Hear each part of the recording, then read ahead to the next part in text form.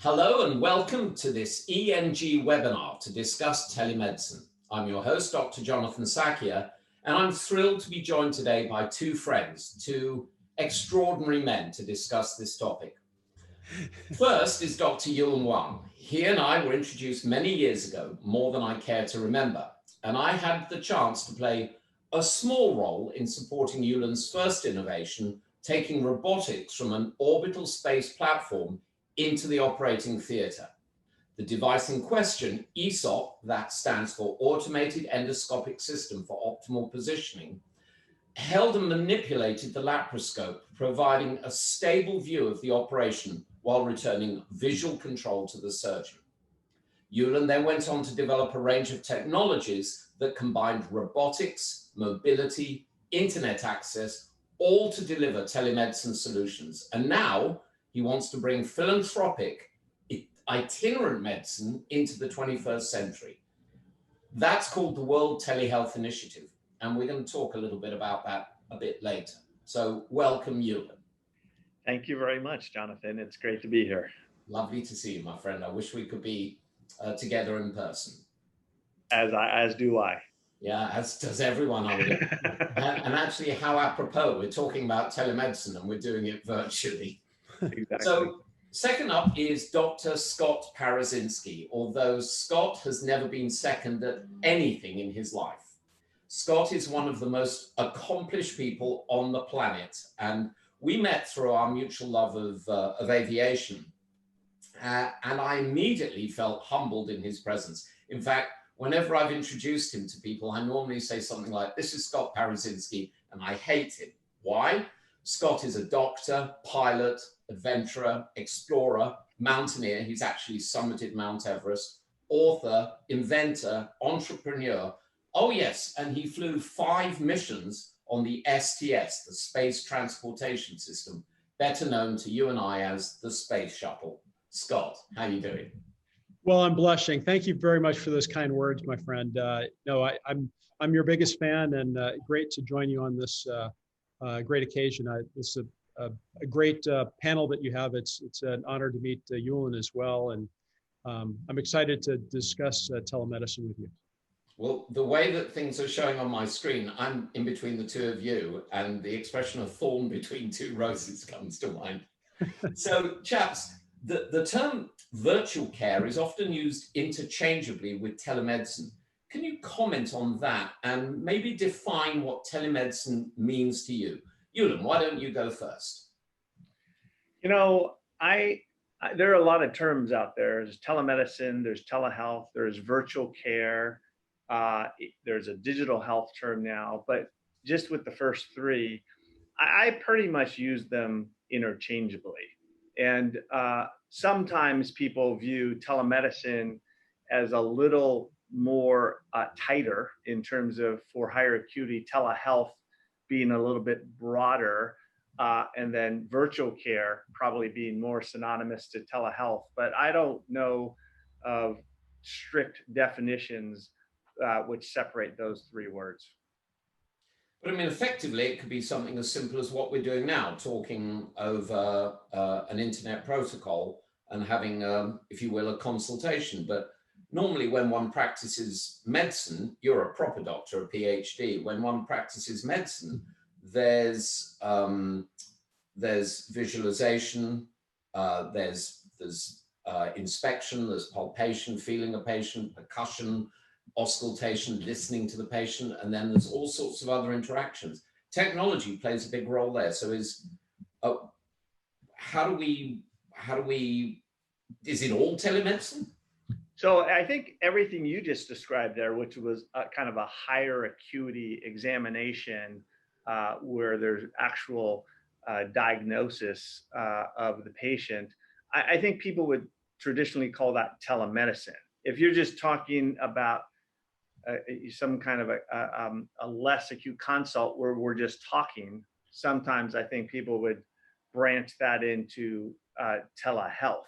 And so as telemedicine, telehealth, virtual care is becoming mainstream, what people are finding too is that even an audio video interaction isn't always necessary. You can have a just a purely audio. You can have asynchronous. With texting is becoming kind of put under that umbrella of virtual care. The exchange of data, of images, asynchronously as well as synchronously. So it's becoming a pretty broad area of just how do you communicate between clinicians and patients in whatever medium to get the job done. Yeah, I remember. I think. Yeah, go ahead, Scott. Yeah, I think language is very important, and so the nuances of it, really do matter. And as telemedicine, telehealth becomes more and more, part of our everyday existence, of course, the pandemic has accelerated the adoption of telemedicine. I think there are going to be, as Yulun was describing, uses of different terms. I prefer telemedicine, teleoperation, telementoring, depending on what's happening. I really do not favor virtual care because it's like, well, I'm virtually going to treat you. That's like halfway there. It just seems like it's an incomplete kind of interaction. But this is high quality care, and as the tools improve, it's not just the visual, but the auditory and the different camera systems that can be applied in remote environments. And then ultimately, things that I'm interested in, I know you and Yulun have been engaged in, it's actually the teleoperation of surgical robots. That's something that is really my passion. One of the things that I aim to do with my company, Fluidity Technologies, is to drive surgical assets, thousands of miles away, or maybe here on Earth, and to support healthcare on the moon. But that's the ultimate expression of it. Well, so we're there's going kind to of come on to we're going to come on to the operability component of it a short while later. But Scott, you were involved. I mentioned Adventure Explorer, and I know your lovely wife. You met over a moon rock, and in fact, you became you were engaged, weren't you? Or proposed? Was it at the South Pole? It was at McMurdo Station in Antarctica. Station. That's right. Yeah. So I'd imagine you were leading towards my role supporting telehealth in Antarctica. That's exactly where I was going, Scott. We have this Vulcan mind meld going, Jonathan. But yeah, it was an extraordinary role. I was the chief medical officer for the Center for Polar Medical Operations, and we screened the 3,000 scientists, engineers, technicians that would go to the ice every year, and supported them through telemedicine assets. And it's amazing what we could do even in those days with two-way video and audio, of course, and then the ability to share heart rhythms, and even to share ultrasound imagery to guide the delivery of an echocardiogram, for example. No, you need to pitch the sensor down, 2 degrees and rotate right, 5 degrees, what have you. You can actually coach people to do quite complex things if you have, good bandwidth between the partners. So, Yulun, can you see at the present moment, obviously, and again, want to talk about this more, the pandemic, patients can't come in to be reviewed. And I was talking to a friend of mine who's a vascular surgeon, who was saying he could see the time when we could dispatch an ultrasound probe to someone's home, and you could talk them through and you could visualize their carotids without bringing them in. And he reckoned that they had saved something like 250,000 miles of travel for patients coming in and out. Are there any limits to where this can go? And, I think that the way I think about it is it's a little bit like what happened in banking. We're all of the age where when we were younger, we drove our car to the bank, went in the bank, did our financial transactions, left. Today, I don't know when the last time one of you have been in the bank, but I haven't been in the bank for quite a while. But you do need to go in every once in a while for, with a mask, by the way. With a mask. You're now allowed to go in the bank with a mask. So now, so think about healthcare delivery. And healthcare delivery, it turns out a lot of healthcare delivery can be done virtually or remotely. And some people project 50, 60%, not as much as in banking, but perhaps a lot of it can be done remotely, where the patients can receive their health care at home. And so what are the things which can't be done at home? Things like surgery. You won't have big items like MRI, CT scans, other big diagnostic equipment at the home. You brought up ultrasound. I mean, there's a lot of work going on to really bring the cost and size of ultrasound devices down, where perhaps it is shippable in order to do a test to someone at home. I think the evolution of the hospital is one, not just where people come in to get healthcare, but it's almost a command center for treating people in whatever geographies the hospital serves. And so that's kind of a vision which I think is where we're heading. Interesting. Now, I'd like to think a little bit about the patient side of it. A pal of mine who's a pediatrician was saying that she actually believes that the quality of the interaction she gets now is better because she's seeing kids in their natural environment, not terrified in the office. And she can also decide what percentage she needs to bring in to do an examination, because very often you don't need to do an examination. So have both of you got comments on that? Maybe Scott, you could go first. Yeah, I think it goes perhaps both ways. I think it's more convenient for the patient as well to be able to interact with their physician. It's less time in transit, but also a more natural environment. Most of diagnosis is done either by history or quickly by visual. Is the person in distress? Do they have something that looks like a melanoma? It depends on the specialty, of course, but a lot of what we do as physicians can be done, with audio-visual in interaction, asking the right questions. And so I think there's some real benefits. The challenge is, I think, the triage, component. If you're at home, is this serious enough that I need to be seen emergently?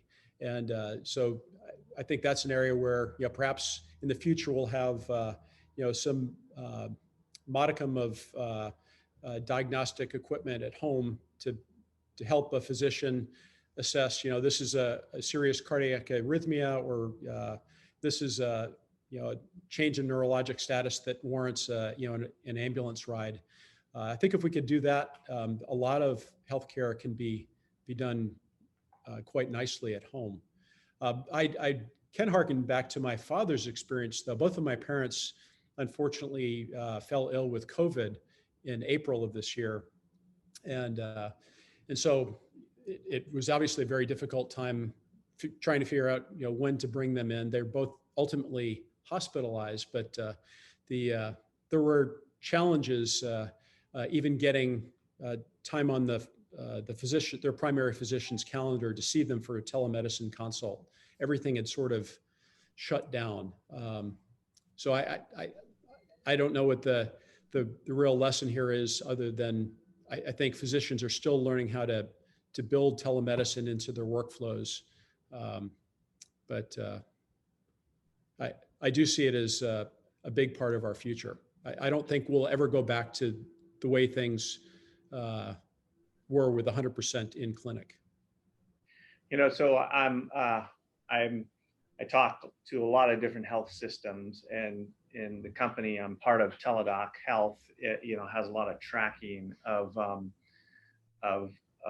the impact of COVID and the pandemic on telemedicine. And the growth was, call it 30-40%, okay, pre-pandemic. So telemedicine was definitely on a very nice rate of adoption. COVID hit, things went up like 1,000%, almost overnight.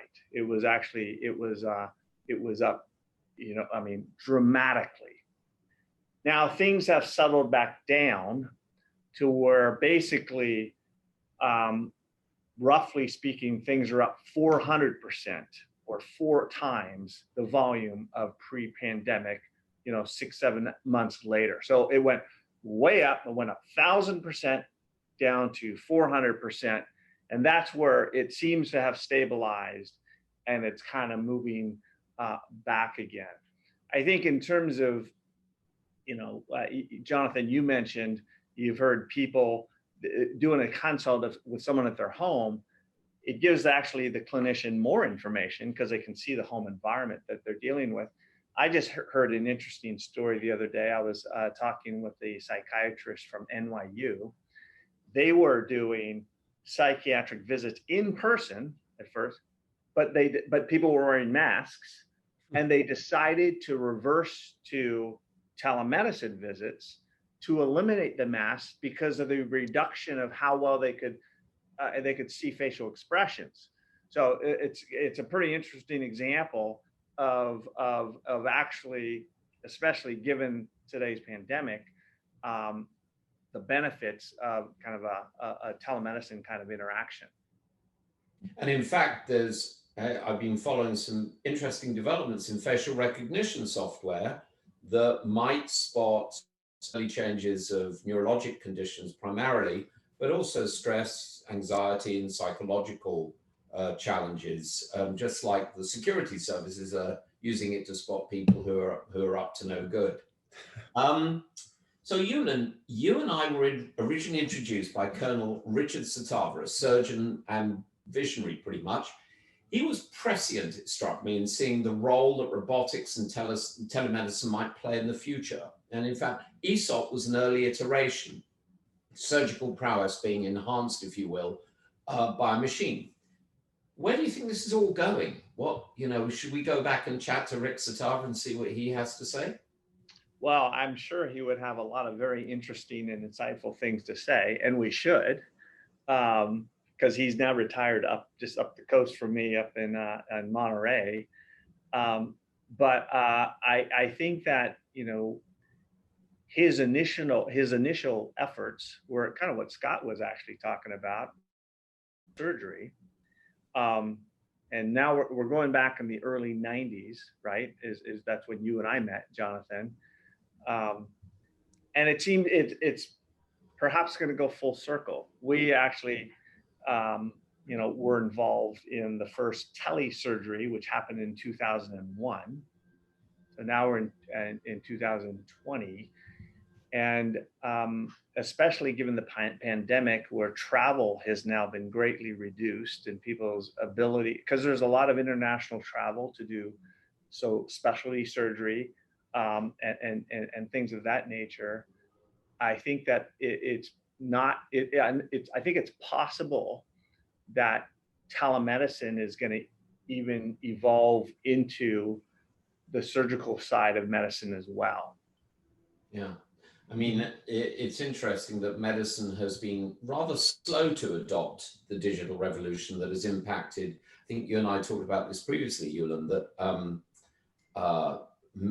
banking, you mentioned, the entertainment industry. I mean, if I were to tell you that, there's a business opportunity to open a shop where you can rent what's called videotapes, so you can watch a movie. I mean, that's antithetical. Or you can buy a cardboard sleeve, and there's a disc of plastic inside, and you'll put a little needle go in, and you'll listen to music. Wow! But medicine's been slow. Scott, I'm going to ask you in a little bit to talk about the adventure that you had on the space shuttle when you were working with that robotic arm. Some have sought to justify the space program based on what Earth-based products it generates. And people often talk about Teflon, which was in fact invented in the 1930s, not by NASA, although NASA did deploy it.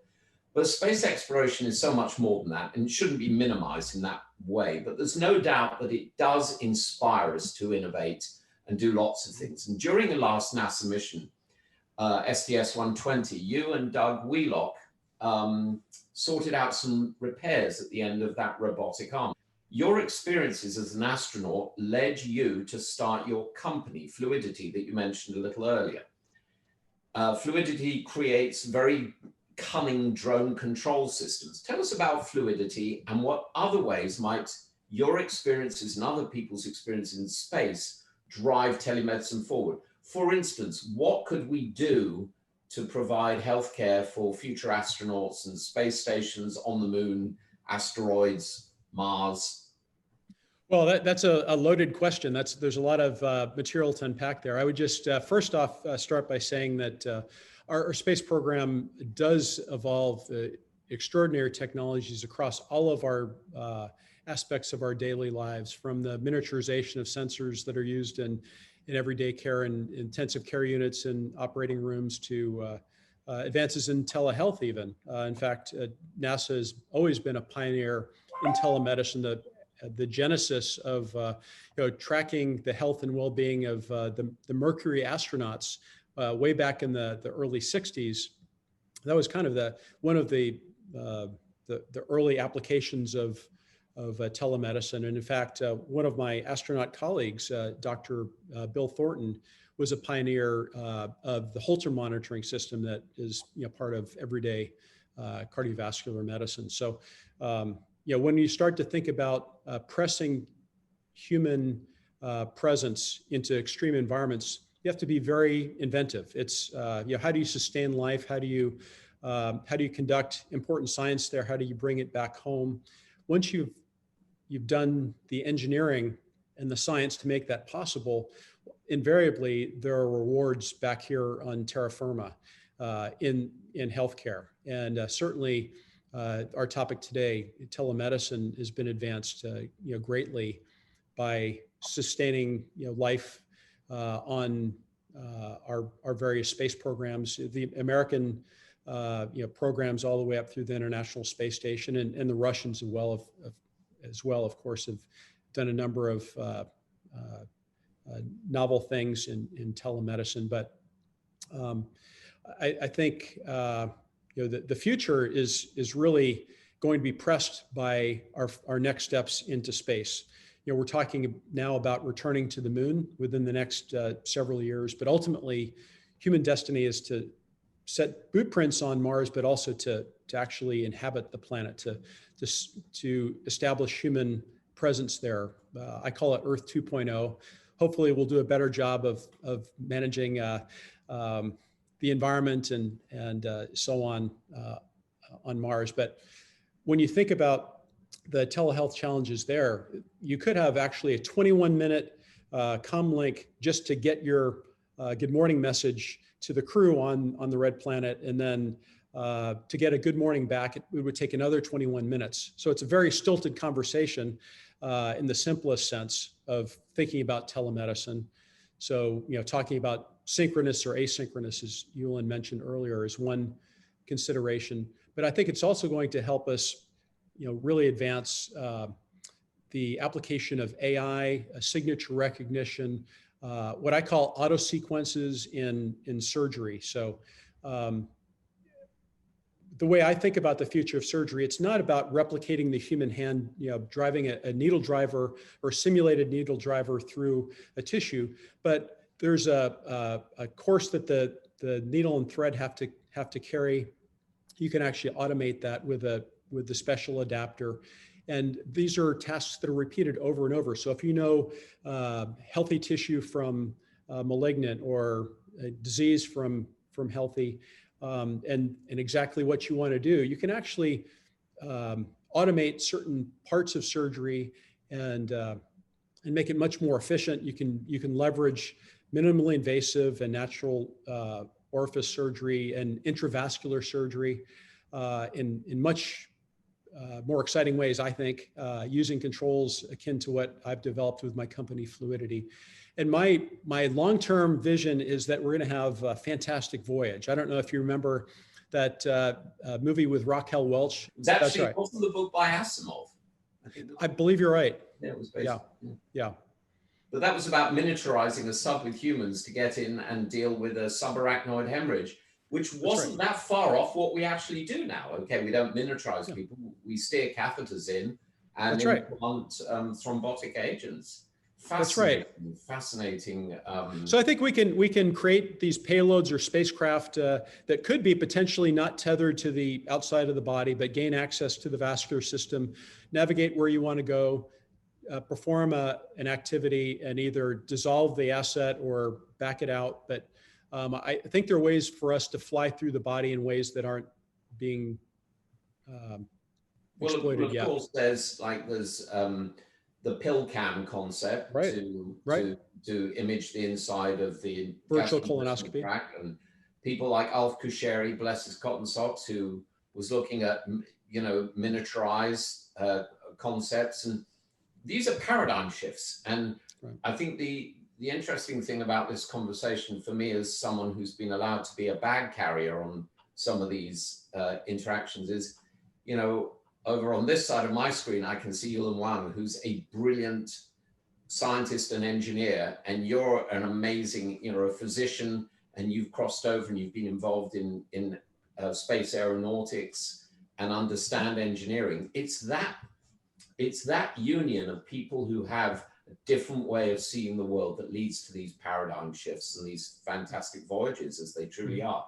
So, Yulun, we're talking about technical advances, and some of them might seem fanciful, but probably aren't. What innovations, like those you developed within Touch Health, what will we need to flourish so that we can crack the next barriers?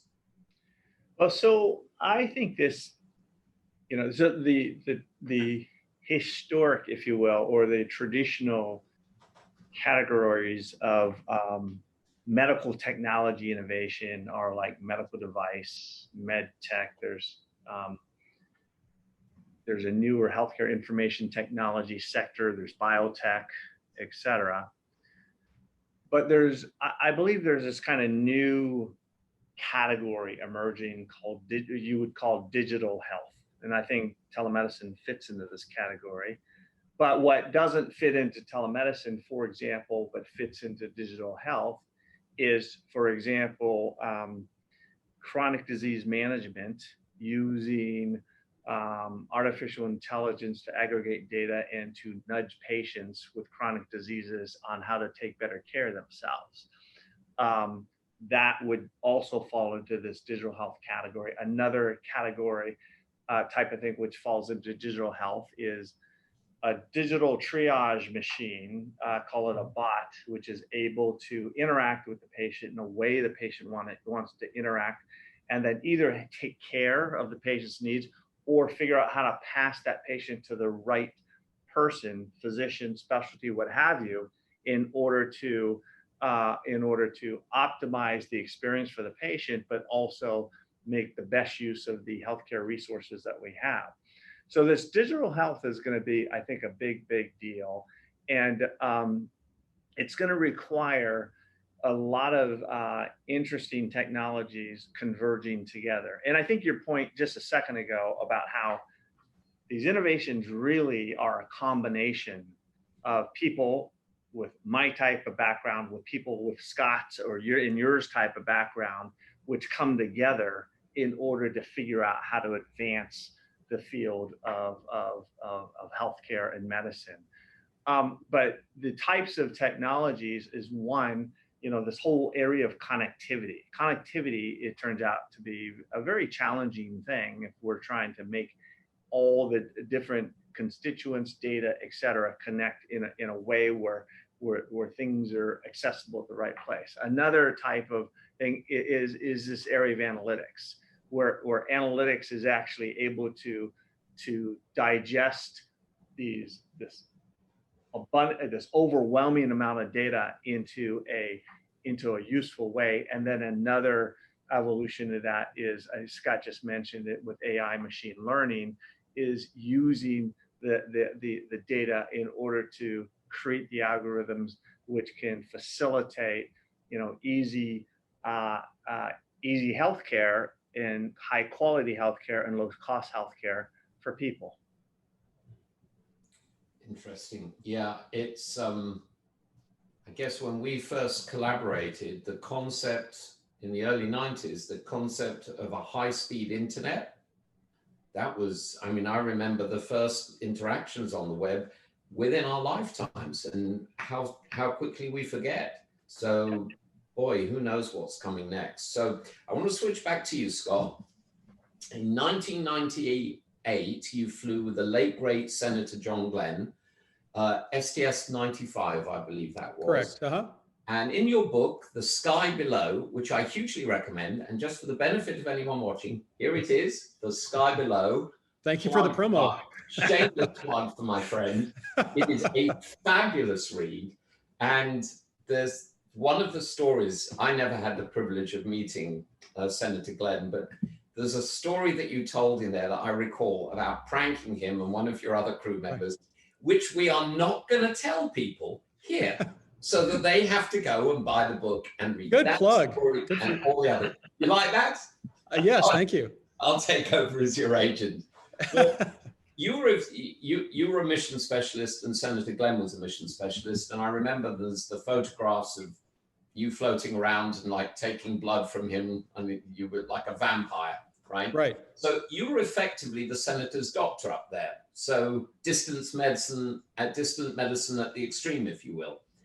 How do you see telemedicine changing the way you practice, given the experiences that you've had, Scott? That's a fascinating question. And yeah, I thank you for reflecting on Senator Glenn's great life. He was a role model for me, and I'm sure for many of my countrymen and women. Yeah, we miss him greatly. But it was wonderful to be his assigned personal physician. The stress of the job, however, was that if something happened to John Glenn on that flight, I might as well not come back home. So that was the pucker factor for that particular mission, above and beyond just strapping into a rocket ship. But no, I'm not sure how to really postulate how medicine will evolve. I do think that exploration will continue to be a driving force for new capabilities, and so one kind of construct that I'll share with you is that on every space shuttle flight, we didn't always have a physician. I'm an emergency medicine trained physician, but sometimes the crew medical officer would be a fighter pilot. And in fact, there are always two crew medical officers on every flight. And so if I got sick, typically it was some fighter pilot who was going to take care of me, which made me very concerned. So that we called it medical school in 40 hours. So there was just here's the medical kit. This is what you might do if there was a pneumothorax, or if you needed to, had a compromised airway. Here's a cricothyroidotomy kit. So I was very incentivized to stay healthy. But I think what future exploration initiatives will drive is the ability to have, really well thought out telementoring and even teleoperation capabilities. So if you're in a remote, austere part of our solar system, you're on the moon or Mars, that's one thing. But even if you're in Yahoo, North Dakota, and there's not a neurosurgeon for hundreds of miles, and you're going to the patient's going to herniate, are there systems that we can, a smart assistant, a technologist could come and help install on the patient, and in a controlled fashion put in a burr hole and do life-saving kinds of maneuvers. And so I think that's where a lot of innovation is going to take place, because we don't have the specialists, as was mentioned earlier, in even remote parts of our own country. My passion, having grown up for a part of my life in West Africa, is to be able to deliver telehealth in remote parts of the planet, sub-Saharan Africa, for example, and have the same kinds of outcomes as we have here in Houston, or there in London, or in the Bay Area of California. And I think we can do that by having good informatics. And sorry, go. You're raising your hand. I was going to say, for the benefit of people who are watching this is not scripted, right? This is a conversation between friends and colleagues.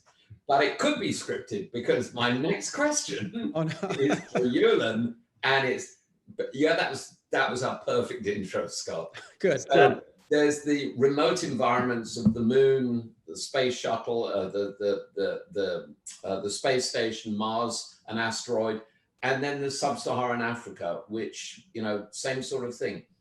Yulun, you and I have discussed this. I've been privileged to teach and operate in some exotic global locations. I've not been, unfortunately, into space, but I've operated in Tijuana in Mexico, in Maoming, China, a little town of about 5 million people that a lot of Chinese have heard of, and even Liverpool in the UK.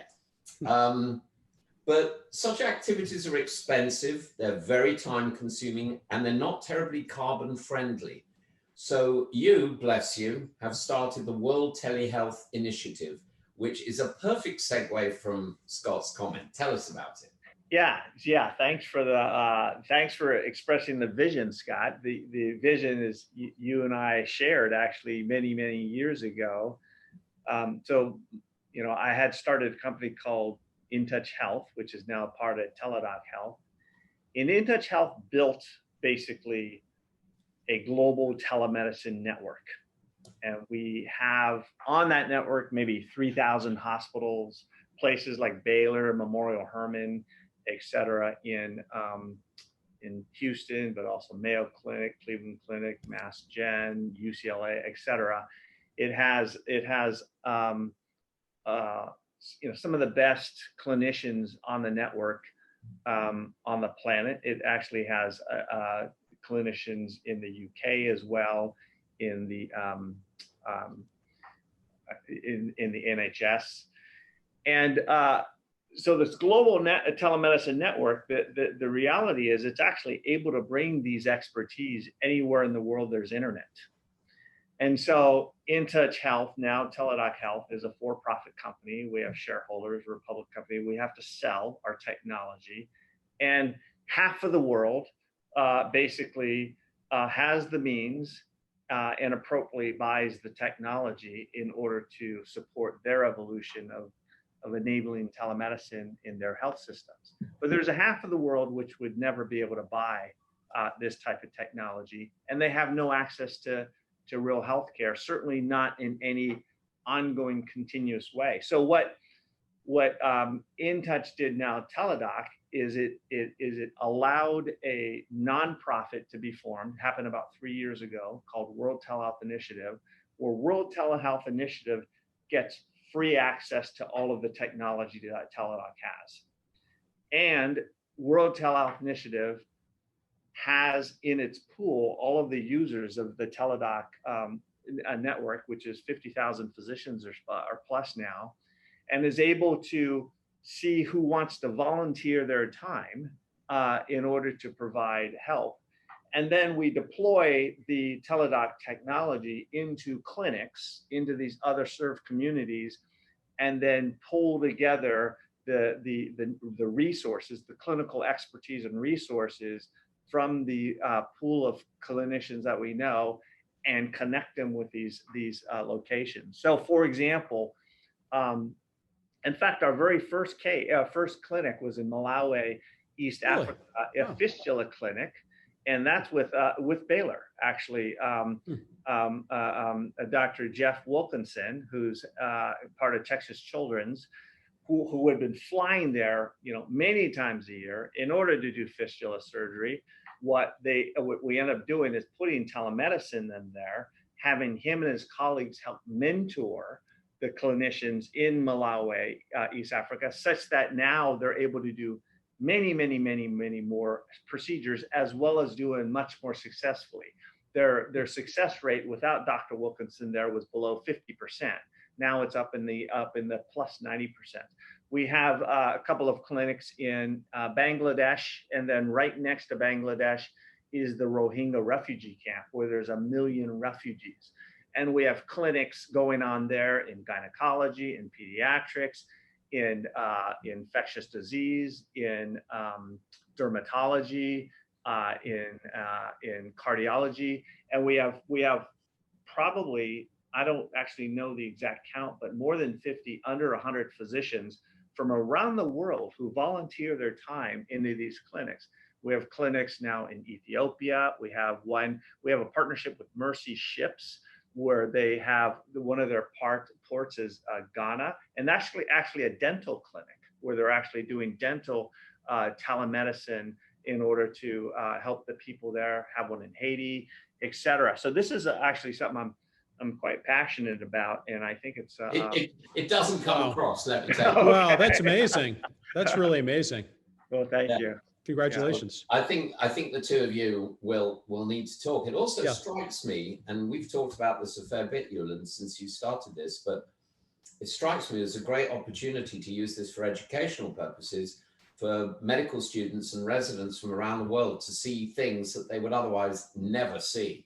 So that's exactly right. And we're in discussions with some universities who want to do, they want their fellows or residents to rotate through these places as part of their residency.